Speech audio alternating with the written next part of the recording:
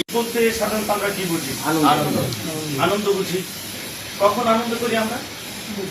যখন আমরা কোনো কিছু পাই, সুখের কোনো কিছু পাই, সুখের কোনো ঘটনা ঘটে, তাই তো? এই পৃথিবীটা যখন সবচেয়ে বেশি একটা জিনিস চাচ্ছিল যেই চাহিদার কোনো শেষ নেই, সীমাহীন চাহিদা, পৃথিবী যখন অন্ধকারে নিমজ্জিত ছিল, একেবারে করুণ অবস্থা পৃথিবী, তখন আল্লাহ রাব্বুল আলামিন হুজুর পাক সাল্লাল্লাহু আলাইহি ওয়াসাল্লামকে দুনিয়াতে আনছেন, তাই না? তাহলে বোঝা যায় যে সবচেয়ে বড় চাওয়ার পরে একটা আসছে সাল্লাল্লাহু আলাইহি ওয়াসাল্লাম। এখন তো সেটা একটা আনন্দের বিষয় ছিল। আমরা বিভিন্ন হাদিস থেকে জানি যে হুজুর পাক সাল্লাল্লাহু আলাইহি ওয়াসাল্লাম যখন দুনিয়াতে আসলেন, তখন আসমান, জমিন, চন্দ্র, সূর্য, গ্রহ, নক্ষত্র, ফেরেশতাগণ, গাছপালা, নদী, নালা, খাল, বিল, পশু পাখি এবং যারা জানতেন মানুষের মধ্যে, তারা পর্যন্ত সবাই বেকার ছিলেন, খুশি ছিলেন, আনন্দিত ছিলেন, একমাত্র শয়তান ছাড়া। এটা আমরা হুজুরের কাছে শুনেছি। তাইলে ঈদ যদি কোনো কিছু পাওয়ার ক্ষেত্রে হয়, তাহলে হুজুর পাক সাল্লাল্লাহু আলাইহি ওয়াসাল্লামের চেয়ে এর চেয়ে বেশি পাওয়া মানুষের জন্য আর কিছু হতে পারে? কারণ হলো হাদিসের মধ্যে আছে, তোমরা ততক্ষণ পর্যন্ত ইমানদার হতে পারবে না যতক্ষণ না তোমাদের পিতা মাতা, ভাই বোন, আত্মীয় স্বজন, সন্তান সন্ততি, সম্পদ সবকিছুর চেয়ে আমার হুজুর পাক সাল্লাল্লাহু আলাইহি ওয়াসাল্লামকে বেশি ভালো না লাগে, ততক্ষণ কি মুমিন না। তাহলে বোঝা যায় যে ওনার গুরুত্বটা আমাদের কাছে কতটুকু বেশি। যার ভালোবাসা আমাদের কাছে ঈমান, ওনার আগমনটা আনন্দের কিনা, সেটা ঈদ হওয়াটা স্বাভাবিক। আচ্ছা, অন্যদিকে আল্লাহ রাব্বুল আলামিন সূরা ইউনূসে সম্ভবত ৫৮ নম্বর আয়াত, উনি বলছে যে তোমাদের কাছে ফজল তথা কল্যাণ এবং রহমত যখন আসবে, তখন তোমরা ফালিয়াফরাহু, আনন্দ উদযাপন করো। তো ফারাহা মানে হচ্ছে আনন্দ উদযাপন করা। ঈদের মতনই ঈদ যেমন আনন্দ, মানুষের নাম থাকে না ফারহান, ফারহান থাকে কিনা অনেক সময়, ফারহান মানে হলো আনন্দিত বা আনন্দ। তো আল্লাহ বলছে আমাদেরকে তোমরা আনন্দ উদযাপন করো যখন তোমরা রহমত পাও, ফজল পাও। তাই আমাদের কোরআনে অন্য এক আয়াতের মধ্যে আল্লাহ রাব্বুল আলামিন সূরা আম্বিয়া 107 নম্বর আয়াতে বলছে, ইন্না আরসালনাকা ওয়া মা আরসালনাকা ইল্লা রাহমাতাল লিল আলামিন। আল্লাহ রাসূল পাক সাল্লাল্লাহু আলাইহি ওয়াসাল্লামকে সমস্ত মানব জাতির জন্য, মানব জাতির বাইরে যারা আছে তাদের জন্য, আল্লাহর সকল সৃষ্টি জগৎ সমূহের জন্য রহমত করে পাঠিয়েছে। যদি সকল সৃষ্টি সমূহের জন্য রহমত করে পাঠান, সেটা যে কোরআনে বলা হয়, এবং অন্যদিকে বলছে যে তোমরা যখন ফজল বা রহমত পাবে তখন তোমরা আনন্দিত হও, আনন্দ উদযাপন করো। এখন আপনারাই বলেন যে আল্লাহ রাসূল পাক সাল্লাল্লাহু আলাইহি ওয়াসাল্লামের চেয়ে এর চেয়ে বড় আনন্দ কি আমাদের কাছে আছে? এর চেয়ে বড় আনন্দ না। যদি তাই হয়, তাহলে ঈদ করতে মানা কোথায়? না, ঈদ করতে কোনো মানা আছে? আমাদের জন্য আল্লাহ রাসূল পাক সাল্লাল্লাহু আলাইহি ওয়াসাল্লাম শুধু 2টা ঈদ রাখছেন এমন না। জুমার দিনকে হুজুর পাক সাল্লাল্লাহু আলাইহি ওয়াসাল্লাম ঈদের দিন বলেছেন। আমাদের ঈদ মিলাদুন নবীর মধ্যে কোনো এমন কিছু নেই, বিশেষ কোনো ইবাদত নেই যে এইটাই করতে হবে, ওইটা করা যাবে না, এমনটা না। কেন না? কারণ হলো ঈদুল ফিতর এবং ঈদুল আযহা এই দুইটা শুধু মুসলমানদের জন্য, শুধু মুসলমানদের ঈদ, মনে রাখবেন। আর ঈদে মিলাদুন নবী শুধু মুসলমানদের ঈদ নয়। এখন আমাকে প্রশ্ন করতে পারেন কেন? কারণ হলো হুজুর পাক সাল্লাল্লাহু আলাইহি ওয়াসাল্লাম এমন একটা রহমত, এমন এক রহমত, মূল্যবান রহমত, যেটা অন্য ধর্মাবলম্বীদের জন্য রহমত। হুজুর পাক সাল্লাল্লাহু হিন্দুদের জন্য রহমত, খ্রিস্টানদের জন্য রহমত, মুসলমানদের জন্য রহমত, বৌদ্ধিস্টদের জন্য রহমত, পশু পাখির জন্য রহমত, মাছের জন্য রহমত, আকাশ বাতাস সকল সৃষ্টির জন্য রহমত, এমনকি ফেরেশতাদের জন্য হুজুর পাক সাল্লাল্লাহু আলাইহি ওয়াসাল্লাম রহমত। যদি তাই হয়, কারণ হলো হিন্দুদের জন্য তো ঈদুল ফিতর না, হিন্দুদের জন্য তো ঈদুল আযহা না, তাই কি না? যদি ঈদ সকলের জন্য হয়, এই কারণে ঈদে মিলাদুন নবী সাল্লাল্লাহু আলাইহি ওয়াসাল্লাম এখানে কোনো নামাজ নির্ধারণ করেন না, এখানে কুরবানি নির্ধারণ করেন না। অন্যান্য ঈদগুলোর মধ্যে যেরকম নামাজ শর্ত আছে, সকালবেলা উঠে নামাজ পড়তে হবে আপনাকে কুরবানির পূর্বে, সূর্য ওঠার আগে বা ফজরের পর হয় কুরবানি করতে হবে ঈদুল আযহা, যার কুরবানি ফরজ, অথবা নামাজ তো পড়তে হবে সব ঈদে। কিন্তু ঈদে মিলাদুন নবী সাল্লাল্লাহু আলাইহি ওয়াসাল্লামের সময় এরকমটা নাই। আমি ঈদে মিলাদুন নবী সাল্লাল্লাহু আলাইহি ওয়াসাল্লাম এর সময় পৃথিবীর যে অবস্থা হয়েছিল, তখন পৃথিবী কিরকম খুশি ছিল সেটা আপনাদেরকে একটু শুধু বলি। হুজুর পাক সাল্লাল্লাহু আলাইহি ওয়াসাল্লাম শুধু আমিনা রাদিয়াল্লাহু তাআলা বা আলাইহিস সালামা এর গর্বে ছিলেন। ওই সমস্ত হুজুর পাক সাল্লাল্লাহু আলাইহি ওয়াসাল্লাম যখন আপনার হুজুর পাক সাল্লাল্লাহু আলাইহি ওয়াসাল্লামের মা আলাইহিস সালামা যখন আপনার জমিনের মধ্যে হাঁটতেন, তখন হাঁটার সময় যে পাথর বা বালিকণাগুলো নরম হয়ে যেত, পাথরের নুরি নুরি পাথরগুলো সালাম দিত যে হে নবীজির আম্মা বা রসুলের আম্মা, আপনার এরকম করে সালাম দিতেন। কূপের কাছে যখন যেতেন, সাধারণত কূপের মধ্যে পানি থাকতো না, মরুভূমির মধ্যে কূপে পানি খুব নিচে থাকে, তো সবাই অপেক্ষায় থাকতেন কখন আপনার আব্দুল্লাহর স্ত্রী আমিনা রাদিয়াল্লাহু তাআলা আলাইহিস সালাম কখন আসবেন, আসলে এই কূপের পানি উপরে উঠবে, তারপরে মদিনার অন্যান্য বা মক্কার অন্যান্য মহিলাগণ পানি নেবেন, এমনটা অবস্থা ছিল। তাহলে আপনি বুঝতে পারতেছেন হুজুর পাক সাল্লাল্লাহু আলাইহি ওয়াসাল্লাম যখন হুজুর আমিনা রাদিয়াল্লাহু তাআলা আলাইহিস সালাম অথবা আমিনা আলাইহিস সালাম এর গর্ভে ছিলেন, হুজুর পাক সাল্লাল্লাহু আলাইহি ওয়াসাল্লাম এর শরীর থেকে খুব সুগন্ধি বের হতো। তো তখন হুজুর পাক সাল্লাল্লাহু আলাইহি ওয়াসাল্লামের মা এর দায়িত্বে ছিলেন ওনার দাদা আব্দুল মুত্তালিব। তো মানুষ কানাঘুষা করত যে ব্যাপার কি, তোমার আপনার ছেলের বউর তো নেই, স্বামী নেই, স্বামী মারা গেছেন, কিন্তু যেই আতর তিনি ব্যবহার করেন, দামি আতর, এগুলো তো রাজা বাদশাদের আতর, এগুলো তো সাধারণ মানুষ ব্যবহার করে না, কেউ নাকি আতর দেয়। যদি এইরকম দামি আতর দেওয়ার লোক কেউ ওনার সাথে সম্পর্ক রাখে, এমন আতর কে দেয়? অর্থাৎ তারা একটু ভিন্ন কথাবার্তা বলতো। তো হুজুর পাক সাল্লাল্লাহু আলাইহি ওয়াসাল্লামের দাদা আব্দুল মুত্তালিব উনি জিজ্ঞেস করলেন, মা তোমার কাছে এইরকম সুগন্ধি আসে, এই আতর তুমি কোথায় পাও? এত দামি আতর তুমি পাও কোত্থেকে? কে তোমাকে আতর দিয়ে যায়? হুজুর পাক সাল্লাল্লাহু আলাইহি ওয়াসাল্লামের মা আমিনা আলাইহিস সালামা বললেন যে আমি নিজেও তো জানি না, যেই থেকে আমি গর্ভবতী হলাম সেই থেকে আমার শরীর থেকে এরকম সুগন্ধি বের হয়। তো যেখানে হুজুর পাক সাল্লাল্লাহু আলাইহি ওয়াসাল্লাম গর্ভে আসার পরে সুগন্ধি বের হয়, পাথর নুরি পাথর সালাম দেয়, কূপের পানি উপরে উঠে, যেখানে আপনার পশু পাখি দেখলে ওনাকে সালাম দেয়, যেখানে হুজুর পাক সাল্লাল্লাহু আলাইহি ওয়াসাল্লামের মা বলছেন যে আমি যখন হুজুর পাক গর্ভে ছিল আমার একদিনের জন্য আমার কোনোদিন ব্যথা অনুভব হয়নি, কষ্ট অনুভব হয়নি। অন্যান্য মায়েরা তো গর্ভে যখন রাখে তারা 10 মাস 10 দিন হওয়ার আগ পর্যন্ত প্রথম থেকে শেষ অবধি কারো বমি হয়, কারো ভারী ওজন হয়, হাঁটতে পারে না, নড়তে পারে না, অসুখ হয়। আপনার একটা তো কন্টিনিউ থাকে মর্নিং সিক, সকালবেলা যারা গর্ভবতী মহিলা তারা অসুস্থ থাকে। কোনদিন হুজুর পাক সাল্লাল্লাহু আলাইহি ওয়াসাল্লাম যখন গর্ভে ছিলেন এইরকম কোন ঘটনা কোনদিন ঘটেনি। তাহলে যেখানে হুজুর পাক সাল্লাল্লাহু আলাইহি ওয়াসাল্লাম আপনার গর্ভ আসার পরে পৃথিবীর এরকম অবস্থা, মানুষের এরকম অবস্থা হচ্ছে, সেখানে যখন হুজুর পাক সাল্লাল্লাহু আলাইহি ওয়াসাল্লাম দুনিয়াতে আসলেন, আমরা জানি হাদিস থেকে শুনেছি উলামায়ে কেরামের কাছ থেকে যে তিনি খতনা অবস্থায় এসেছিলেন, উনি কাপড় পরিহিত অবস্থায় ছিলেন, ওনার কদম মোবারক প্রথম জমিনের মধ্যে এসেছেন এবং সিজদারত অবস্থায় ছিলেন। তখন সেই পারস্য দেশের পর্যন্ত সে আলো চলে গেছিল, হুজুর পাক সাল্লাল্লাহু আলাইহি ওয়াসাল্লাম নূরের ঝটকা সেখানে চলে গেছিল। সেখানে যে আপনার কি বলে এটা খ্রিস্টানদের যে বড় ছিল গির্জা বা প্রাসাদ, সেই প্রাসাদ আপনার ভেঙে পড়ছিল তখন এই অবস্থা। এবং হুজুর পাক সাল্লাল্লাহু আলাইহি ওয়াসাল্লাম যখন আসছেন তখন আমরা জানি যে মা মারিয়াম আলাইহিস সালাম সহ আরো মা আসিয়া আলাইহিস সালাম সহ এরকম আপনার 4 জন সম্মানিত নারী, তখন যারা আপনার জান্নাতি নারী, ওনারা ওনাকে নিয়ে আসছিলেন তখন ওই ইস্যুর মধ্যে। তো এইরকম একজন নবীকে আমরা পাওয়ার পরে আমরা আনন্দ উদযাপন করবো না কি করবো? উনি শেষ নবী, আমরা কি শুধু আনন্দ করি? আমরা কি আজকে ওনার কথা আমরা বলতেছি?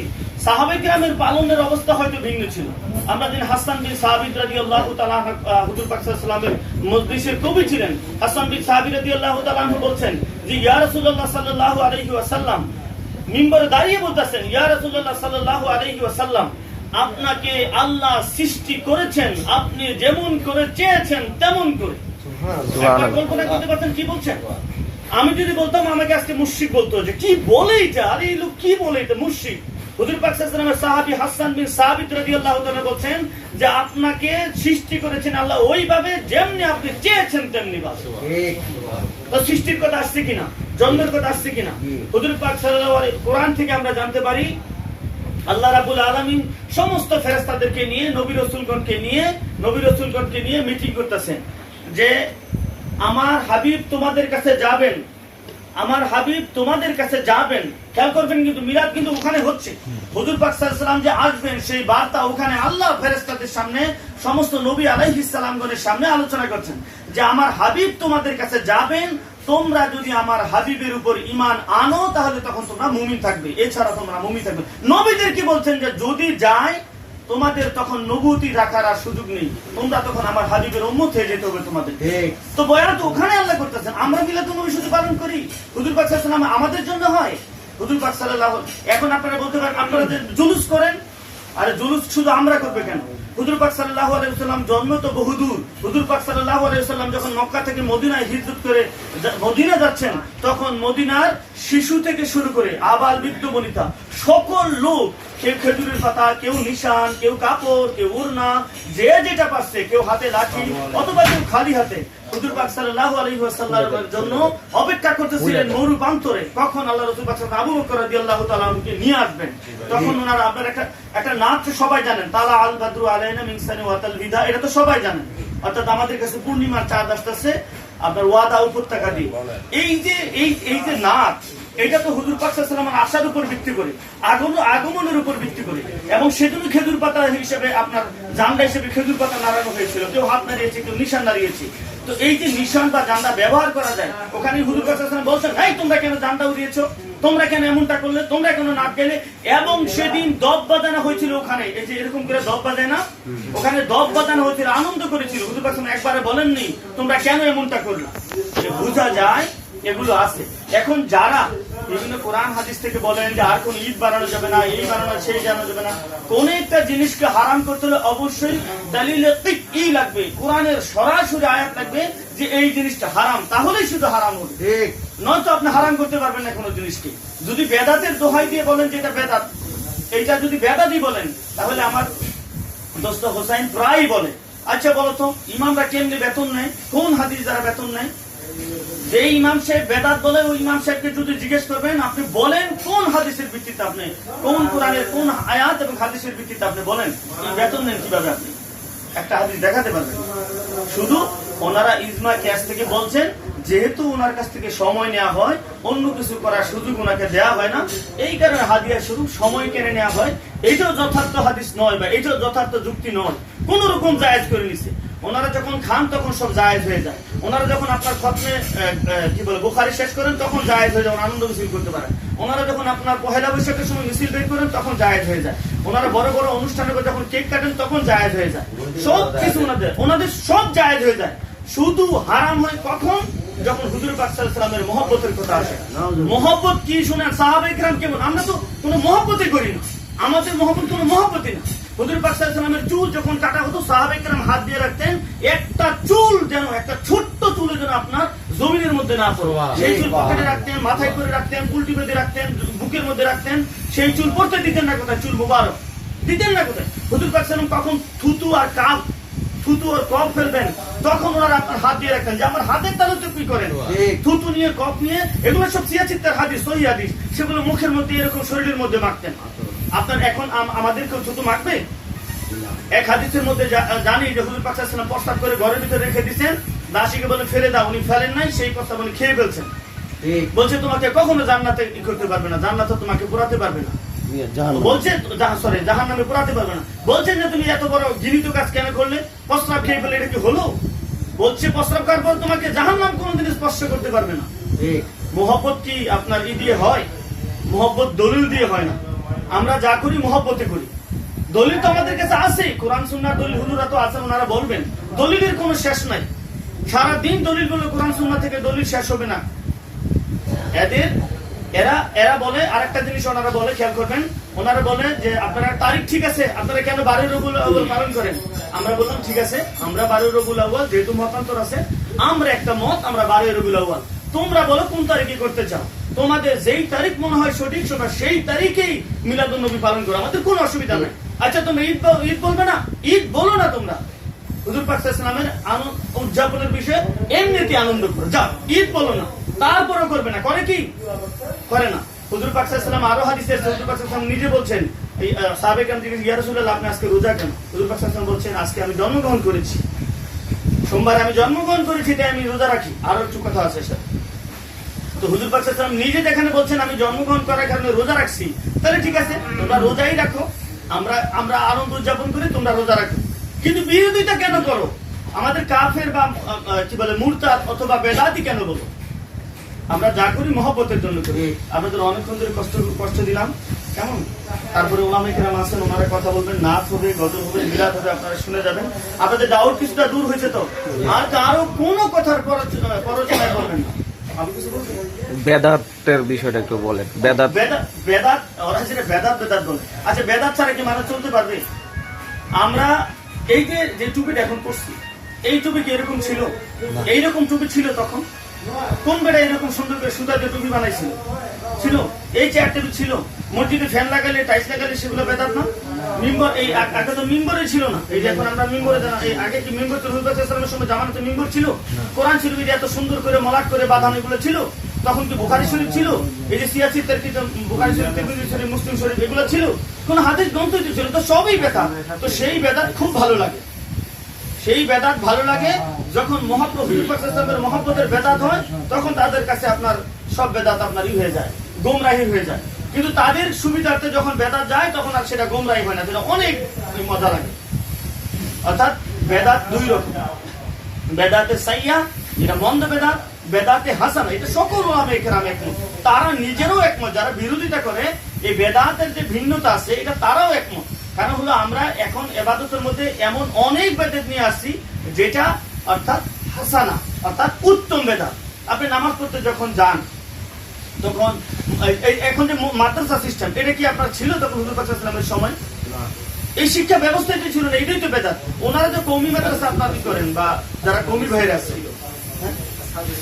না না এই ধরনের ছিল না, এই ধরনের মাদ্রাসা ছিল না। ওনারা তো কওমি ঘরানার যে মাদ্রাসা পড়ান, আপনার দর্শে নিজামি পড়ান, দর্শি করেন, এই যে কিতাব পড়ান, ইলমে নাহু, ইলমে সরফ, এগুলো কি ছিল? ইলমে বালাগাত, ইলমে মানতিক, এই সমস্ত কিতাব ছিল? এটা সব বেদাত।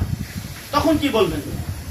অর্থাৎ যেই বেদাতটা মুসলিম উম্মার জন্য কল্যাণকর এবং ধর্মের সাথে সরাসরি কোনো সাংঘর্ষিক পর্যায়ে পৌঁছায় না, সেটা অবশ্যই জায়েজ আছে। এবং শরীয়তের একটা বিধান আছে, যদি কোনো বিষয় ইজমায়ে উম্মাহ গঠিত হয়, সেটা যদি মুসলিম উম্মাহ গ্রহণ করে নেয়, 100 বছর বা 100 বছর 50 বছর এরকম যদি সবাই একসাথে মিলিত হয়ে কোনো জিনিস পালন করে, সেটা উম্মতের জন্য সম্পূর্ণ জায়েজ, এমনকি কোনো কোনো ক্ষেত্রে ওয়াজিব হয়ে যায়। যেমন আমরা যখন এখন তারাবির নামাজ পড়াই, তারাবির নামাজ এখন যেভাবে আমরা জামাতের সাথে পড়ি, হুজুর পাক সাল্লাল্লাহু আলাইহি ওয়াসাল্লামের সময় তো এইভাবে তারাবি করতেন না। এই তারাবি জামাতে প্রচলন এবং 20 রাকাতের প্রচলন ওমর রাদিয়াল্লাহু তাআলা আনহু সর্বপ্রথম করেন, এবং এটাকে বলা হয়েছে আপনার কি বলে উত্তম বেদাত। তারাবির নামাজ এইভাবে পড়ানো বেদাত, বলা হয়েছে উত্তম বেদাত। তো ওইটা যদি বেদাত মানতে খুব ভালো লাগে, তাহলে আমাদের ঈদ মিলাদুন নবী সাল্লাল্লাহু আলাইহি ওয়াসাল্লাম মানতে এত খারাপ লাগে কিসে তোমাদের? ওরা বলে 600 বছর আগে 600 হিজরিতে তাই করা হয়েছে, ইবরিলের শাসক আপনার মুদাফফর, বাদশা মুদাফফর এটা প্রথমই করছেন। সমস্যা কোথায়? ওখানে কি অকল্যাণকর কিছু উনি করছেন? এখন আপনি যদি এমন একটা কিছু আবিষ্কার করেন যেটা মানুষের জন্য কল্যাণকর, সেটা অসুবিধা কোন জায়গায়? ধরন ভিন্ন হতে পারে, কিন্তু সবকিছুর উসুল এক, মুহাব্বতের রাসূল। এখানে যদি মুহাব্বতের রাসূল নিহিত থাকে, এটাকে কখনোই তো হারাম বলার সুযোগ নেই। ওই যে আমি বললাম সাহাবায়ে কেরাম মুহাব্বত দেখাতে দেখাতে যে কি করতেন, আপনার থুতু মুবারক গায়ে মারতেন, চুল নিয়ে গেলেন, মুহাব্বত দেখাতে প্রশ্ন মুবারক খেয়ে ফেলতেন। তো সেই রকম মুহাব্বত আমরা এখন দেখাই না। সেই রকম হইলে জানে কি হইতো এখন আমাদের সময়। যাক, ধন্যবাদ। আর কোন কারো প্রশ্ন থাকলে বলতে পারেন। হুজুরদের সময় নষ্ট করছে, ওনারা কথা বলবেন কেমন? আমি না